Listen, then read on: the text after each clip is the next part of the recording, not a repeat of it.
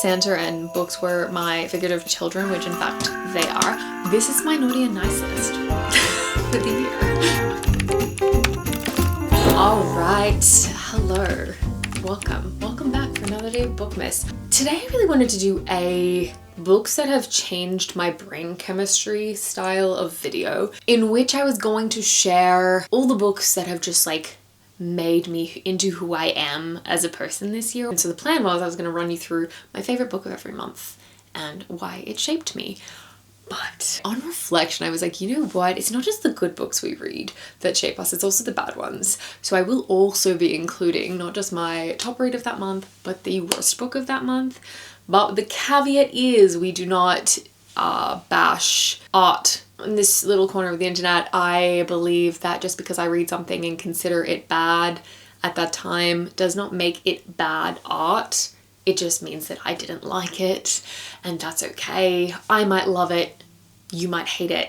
That doesn't mean that that art piece is less valid. So that's just kind of the caveat. I actually will try and challenge myself to say what I really liked about it. That is part of comprehension, and that is part of what I challenge myself as a reader to do, is even if I don't like something, what did I take away? So anyway, that's what we're gonna do. Let's see how this goes. I really don't know how this is gonna go. So without further ado, let's get into the year, starting off in January. This is gonna be tough because I had a pretty strong January. I reread all my favorite 5-star reads from the past. So this was a challenge I did. And yeah, and then I had a new release that I was very excited about. So, oh, that is so tough. Okay, just right off the bat though, in vibes, I think Ministry of Time. One moment. I read this off of a few different recommendations. I love a time traveling anything, honestly, anything. I read it and I was so utterly shocked that this was a debut novelist. I was gobsmacked, like how someone could write this well, having never published anything. But turns out this person works as an editor, and what I love about the story of this is she submitted her novel under a pseudonym because she didn't want the manuscript to be affected by her name, because she was obviously very well known in the industry. Basically, this civil servant, she's working within the government, gets a lucrative job in a hidden secretive department of the government, which is called the Ministry, that helps expats from across history adjust to life in the 20th century. Something about the way that this author writes was just very meditative, and that really pushed me to pause, and I think that really changed my reading for the rest of the year. I think I'd been in such a binging style of reading where I just would like read through a book as quickly as I could just to like get through the plot, and this was so beautifully written that it really pushed me to pause when I was reading throughout the year, and it also helped me to gravitate more toward books that had that beautiful prose and allowed me to like take my time, or pushed me to, or just reminded me to take my time with books, because it's kind of the point. And then the book that was the least, oh, that's tough. The one I liked the least, I think it has to be Onyx Storm. I really liked it, but there was a lot of plot holes, and I think I'm curious to see how the entirety of the series unfolds, because I feel like there's gonna be some hindsight relief, perhaps. I hope. I don't know if I'm doing this right. That's okay. We'll continue. We'll figure it out as we go. Alrighty, so the next February, my... Oh, what a year of reading it has been. Okay. Oh, well, I know what one is not going to be the top book of the month. So the book that I liked the least in February was Book of Azrael.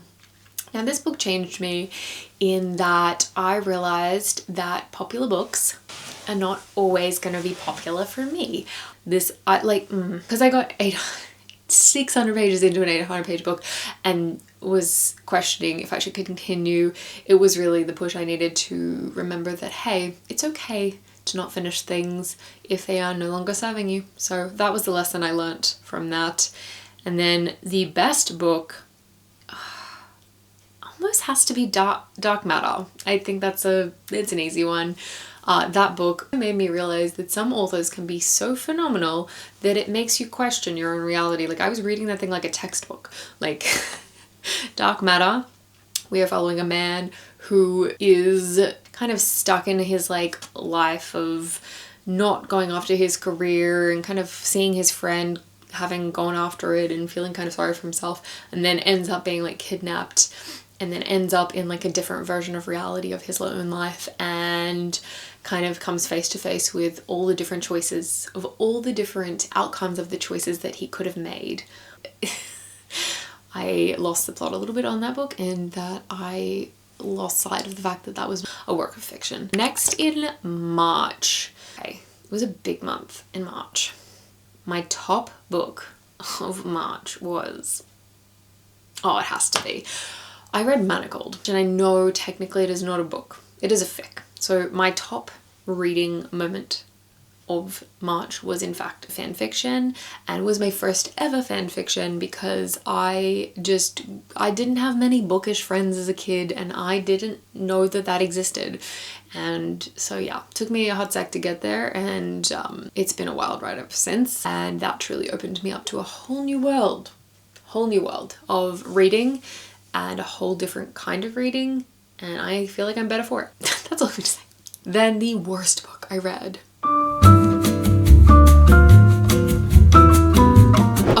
Okay, hold on. This is gonna be it. Okay, so here's a caveat. This is gonna be worst and best, because this book I read, and I hate read it. Like, while I was reading it, it had all of my worst tropes, like all of the things that I can't stand.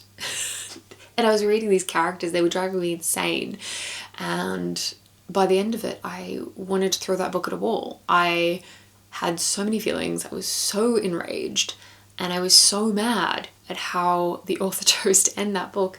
And that book was, in fact the favorites. It was not my favorite at the time when I read it. It was my least favorite book. But I will say that in hindsight, I have not been able to stop thinking about this book, and to the point that I had to really reassess, and I even might reread it if I'm truly honest, because I can't stop thinking about it. And I have to wonder, even though it had all my, you know, least favorite tropes and whatnot, I was so emotionally gripped by this book. I was pretty obsessed with it. So pray tell, like, that feels pretty masterful for me. So my biggest takeaway from this book was rage hate reading is a thing. And that even the books that hold all the tropes you hate can leave such a lasting impact on you. Yeah, I need to reread this book. Next, in April, I think my top, oh, that is tough. Okay. No, it's gonna be tie. Two books that changed my entire way of being I read in April are Beartown by Frederick Bachman and Project Hail Mary. I know. What a month of reading. Beartown, if you have never read it, we are following a hockey team in the north of Sweden, in this teeny tiny little town called Beartown, and it starts off with a teenager pointing at another teenager, and that is how we kick off, and you kind of unfurl the mystery of how we got to that point. This book showed me, number one, that an author does not have to be who we think they are. Like, this man used to drive a forklift for a living, and now he writes the most stunning prose I have ever read, and just has such a beautiful, unique view of the world. And this novel has such a deep, like, this book gives Games of Thrones a run for its money in terms of like the number of characters you have to deal with, and it's not like they all get their own chapter. It's just kind of third POV, just like, have at it. We're going to learn about everyone on the team essentially. And at first that was really hard for me to comprehend, and it just made me realize that the way that we kind of get trained in like a first POV of like keeping it simple and keep everything explained, like that is not necessarily the way to tell a story. Like, there are so many other ways to tell a story, and this one did it so incredibly masterfully. The next is Project Hail Mary. Now, This is a very well-known book, and I had heard things about it and heard people be like, it's amazing, listen to the audiobook. I still have not listened to the audiobook, so I need to do that, but I did in fact read it, and this book was so special, not only in the way that it was told. It was a very unique story in that, you know, this man wakes up on a spaceship and has no idea who he is and where he is. Oh, and he's lost all his memories, and so he's trying to figure out like what's happened, why he's here, and also like go on to continue the thing that is the reason he is on the spaceship without giving too much away. And then lots of things happen. So that's pretty much all I can say about it. But this story reminded me that like so often I like want to know, like I want to know where we're going. And this book just really reminded me that it like, if a story is crafted well, you can just like sit back and go for a ride and just have no clue where you're going. Like I think whatever there's a big moment that is a big reveal in this book, which is why you shouldn't watch the trailer, because it is a movie, but do not watch the trailer if you're planning to read the book. But there is a big reveal that I just didn't see coming, and it was just so out of the blue. I just kind of was just like along for the ride, just having such a good time, because his voice, like his internal monologue was so funny, and just characterization was phenomenal. So that's that. I am not going to do my least favorite from that month because I already gave you two from the month of April. So March is the month that I binged the entirety of the Binding 13 series. This story is we're following a rugby team, and each rugby team gets their own book, or each rugby player gets their own book. I think I was so incredibly changed, not only just because of the content warnings. I just don't know if I've truly read something that heart-wrenching before. It was very raw to read as someone who hasn't really experienced that kind of stuff. To like put yourself in the shoes of people who have gone through those experiences was really quite an eye-opening moment, and I think a big part of the reason is like a reminder of why we read like general fiction and, you know, young adult fiction that has these kind of like thematic elements to it that are quite real life and that people do go through, so that we can have empathy and understanding for these situations. Okay, so next up, June. June was a huge month for reading for me because I went away on holiday. I was down in Italy. It was lovely. My most favorite book that I read, no, it has to be, yeah, okay. My most beloved of June, that would be Bride by Ali Hazelwood. Now look, I'd already read an Ali Hazelwood earlier in the year. I read Deep End, which I know that a lot of people didn't love, but I actually really enjoyed that book. And then I read this, like how this woman can write on this topic, which is so incredibly different from this. Like I had not read, I'm still newer to romance as a genre, and so to find an author that can be that diverse is crazy to me, and so that was quite life-changing. And so not only is this book phenomenal, but I was flabbergasted by Ali and her incredible genius, and I then went on to read Problematic Summer Romance and had an equally good time. So that woman can do no wrong in my eyes. Okay, and then so for my least favorite book for that month had to be Bull Moon Rising by Ruby Dixon. Now, I did do this for a paranormal reading challenge, I will say that, and I saw it and it was on sale, and I was like, hey, let's give it a go.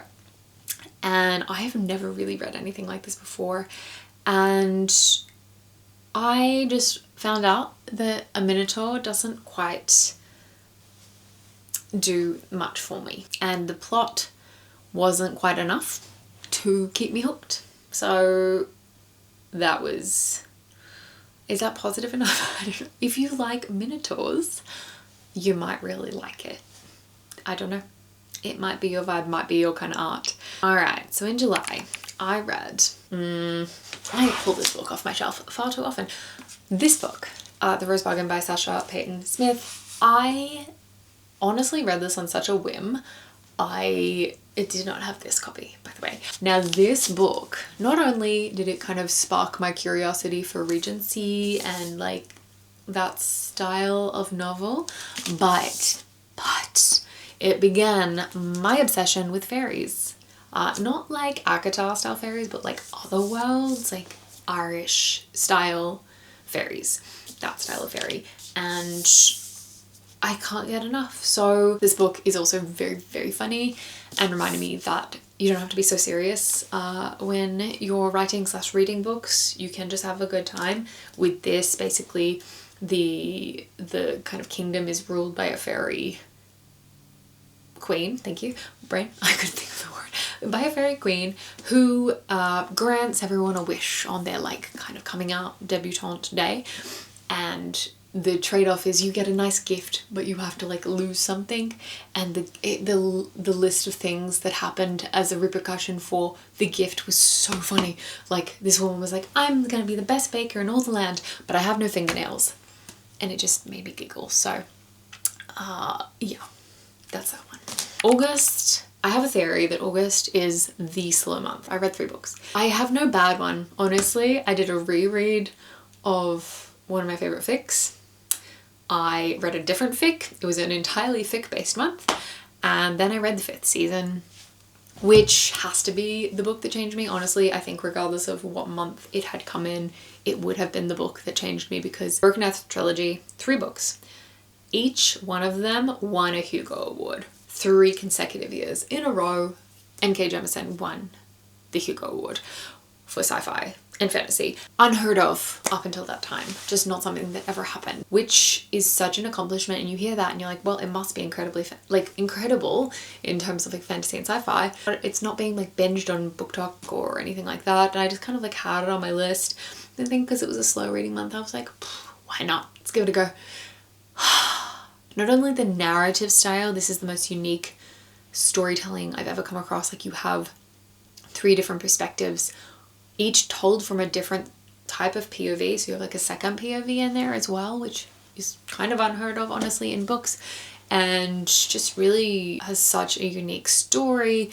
We're set in this like hugely dystopian planet where we're seeing like this select group of people who have this ability to like help restore calm to the earth. It's like having seismic shifts and all this. N.K. Jemisin, wild. The reveal moment in that book was just so intense for me that there's few books that I wish I could erase my memory for. That book I would pay good money to erase and live through that again. It was unreal. It's been a good reading year, honestly. I have just truly like stepped away from like reading all the things that is being like popularized, I guess, and really just like lent into things that felt more true to me, and I would recommend it highly. Oh, that's a tough one. You know what? I'm actually gonna say my top read in terms of like enjoyment, fun, like a compelling story would have to be Skip Shock by Caroline O'Donoghue. Oh, it's over here. But I actually think that the book that like changed me the most would have to be Practical Magic. And I read this obviously at the perfect time during spooky season, or in the lead up to spooky season. And I was so surprised by this book. I think it is kind of told, you know, like, oh, it's like a spooky season read, like it's fun, it's whimsical, it's blah, blah, blah. But it is so much more than that. It is kind of this intergenerational story of womanhood, and I was so incredibly surprised at how deep it was, if that makes sense. I was not expecting like and that might just be on my own research. I didn't realize what I was getting into, but it was so beautifully written. I loved the depth of it. I loved the meditation on womanhood from every different kind of like the different times of life to exist as a woman, all the things we go through. And this started a whole new genre, paranormal women's fiction. It kind of like kicked it off, kind of like A Secret History and Dark Academia. That is what this book is to that genre, and I feel like that's really special, and I love that I got to read that, and I feel like it's opened up a new world of like books that I would definitely see myself gravitating toward, because I loved that book. It is so cozy and comforting, but also creepy, and it's everything that to exist in the world as a woman is what that book feels like to read. It's sensational. And then and then my least favorite book from that month was Once Upon a Broken Heart. And look, again, I'm gonna caveat, I read this 20%, gave up. Again, could not stop thinking about it. And I've DNF'd a lot of books this year. I will say there's a lot of books that just have not even made it onto my reading list because I read 20% and said, hey, not for me, see you later, bye-bye. and I moved on with my life. This one, couldn't move on with my life, kept thinking about it. I was like, why, what's happening? What are we doing? Picked it back up one day, binged it in kind of like a big chunk, got into the rhythm of it, and then by the time I was through, I was like, I just really need to know what happens. Finished it off, and after it, I was like, what did I just do? What just happened? And I think that this book is one of those where I don't know that the writing style was necessarily for me, but I really loved what she did. After having read it in whole, I think that it was a really unique stance to take. I thought it was a really fun, creative expression of that character and the type of story she was trying to tell. Like, Stephanie Garber was truly trying to tell a fairy tale, and I think she genuinely really achieved it. Did I enjoy it? I don't know. Honestly, yes, no, but I think the art that she made was beautiful, if that makes any sense. And that was just one of those moments of like, oh wait, like that's the point of reading. Like, I don't have to like love or hate it. Like, I can be in this like weird in-between space, and that's fine. October. Oh, October. That would be The Night Prince. The Night Prince. This book made me realize that the first book in a series isn't necessarily... Oh my goodness, sorry. That was my phone. The first book in a series is not always going to be my favorite. In fact, sometimes that is just the price you pay for ticket of entry to get into books that will change your life. That is sometimes a hard pill to swallow because you don't want to have to necessarily read a book to get to the book. This one, however, I must say, the first book was fantastic. It's not like the book was like, oh, you have to read the first book to like get through it and it's bad, but just keep going. No, the first book was phenomenal. I just connected so much more with the second story. It wasn't like an ACOTAR, like, oh, read the first one and it's like average, but get to the second, it's good. Nope, that's that one. And the worst one. What a phenomenal month. My God, October has to have been one of my best reading months of this year. I had The Night Prince, The Wolf King. I read Mate. I read If It Makes You Happy, Julie Olivia, new fave, Emily Wilde's Encyclopedia, and Alchemized. I'm sorry, I have no bad reads for that month. Nope, nothing bad to say. Nothing bad to say other than the fact that what a shame for November, because that was a hard month to follow. So, no surprise, I had a really slow November because I kept starting books and finishing them because I was not enjoying them. My highest rated book or my most life-changed book of November was The Secret History. It took me over a year to read. I started it back in January and stopped about 30% of the way through and had forgotten most of it, so I started it again. And this book is just... I found out today, actually, what a fun little fact. So The Secret History, obviously, she took 9 years to write it, which is quite a feat. She was 29 when it sold at a multi-way auction, international auction, for $450,000. That is unheard of these days. Like, people are lucky to get, they say a 6-figure deal. How many people are getting a $450,000 deal? And they're usually for multiple books. That was for one book. She's my idol now, actually. So, that. Yeah, the novel is just this, like, slow, chewy, in-depth, detailed novel that I don't often reach for. This kind of novel, something that you can truly sink your teeth into. And I think I did this part of a reading vlog. I was gonna go buy it in physical because it really does. It feels like the kind of book you need to read with the physical book, and I just had it on ebook. I didn't, in fact, buy it because there were so many words in that book that I was looking up constantly. It was just one of those books that was like pushing me and stretching me, and in like the best way, and it just reminded me of like, oh wait, like I love to read a bingey, fun, whatever book, but this is why I read, and I like need to remember to like put those little pieces of like literature, like those foundational pieces that I just like always keep putting off, and be okay with sitting with something chewy. And maybe I don't read that much that month, but I've read something that was like really like I could sink my teeth into. So that one. And then my least favorite. Ooh, look, There's been very few books that I like genuinely disliked this year, and I will never hate on a book. This is the first book that I truly want to take that back. I did not like this book a single bit, and that was Good Spirits. I know, and I've never read another B.K. Forrest book, so this was not a great introduction. And look, I will say, I was not prepared for ghost smut, okay? Yeah. Just was not my vibe.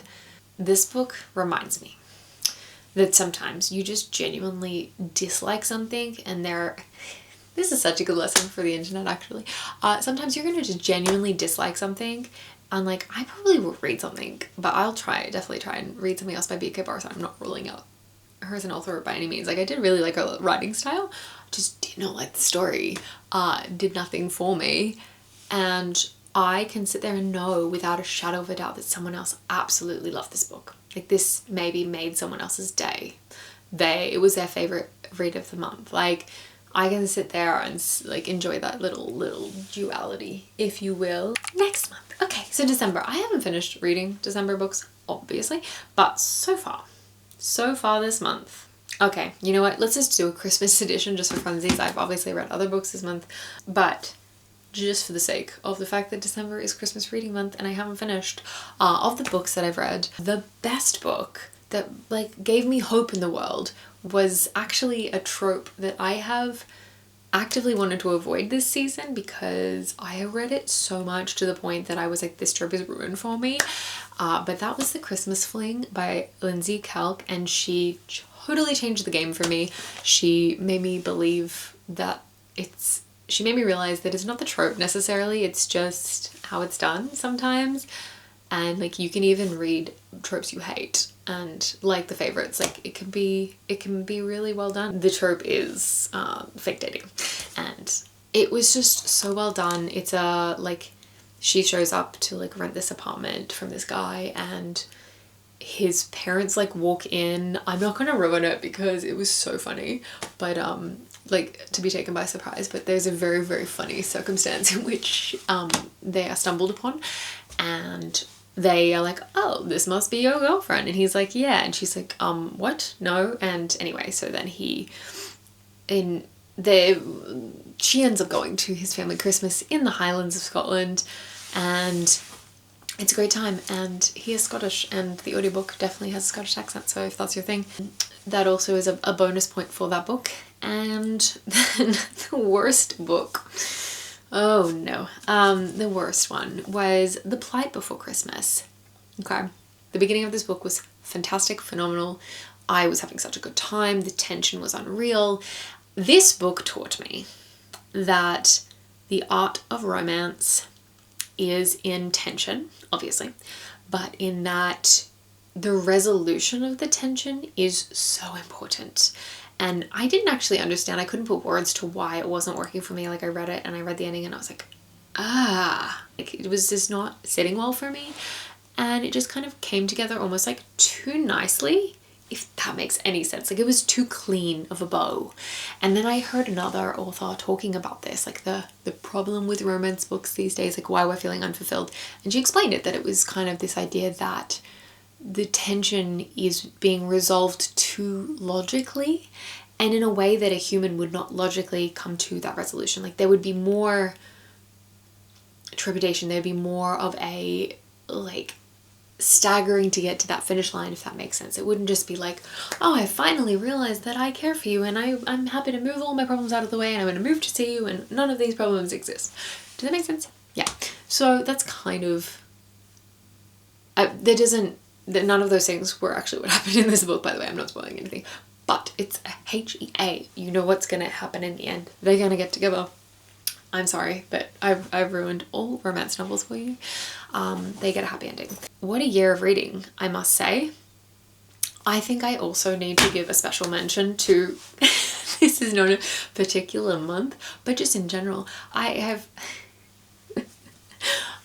read for the first time this year Lit RPG, and I have so much to say about it, in that I've only really read Matt Dinnerman dungeon crawler car, but it made me realize that you don't necessarily have to like box yourself into certain genres. Like you don't have to be like, I'm a sci-fi person or a fantasy person or a romance person. Like you can just like enjoy different styles of writing or different elements. I read the first one and it was kind of a drag. Like it took me a really long time to get into it, but once I was in it I was like, oh, it has all these elements of like just really funny characters, a little sidekick, this like a bit of mystery going on in the background, and it's just like fun as you start to expand your reading and being able to be like, oh wait, I don't have to box myself in, I can just take all these little like cherry pick these little elements that I really love and take them with me wherever the wind takes me in my reading journey. So that's it. Those are my best and worst reads of the year by month. My naughty and nice list, if you will, of books that I both loved and least loved, but have still changed me in some way, because that's what reading is. Anyway guys, I'm gonna leave you there. Thank you so much for tuning in, for watching, for stopping by, for clicking in. I appreciate you very, very much. I hope you're having a fantastic Christmas and end to the year. As always, happy reading, and I hopefully will see you in the next one. Bye.